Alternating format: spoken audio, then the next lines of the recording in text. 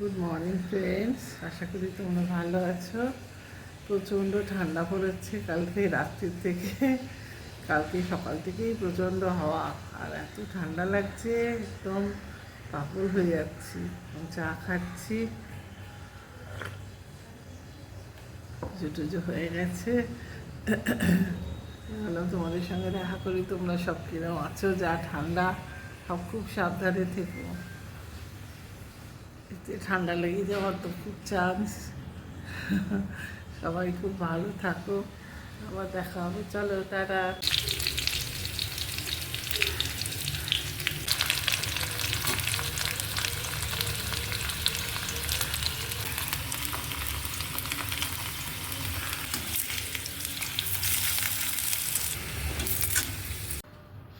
আশা করি সবাই ভালো আছো।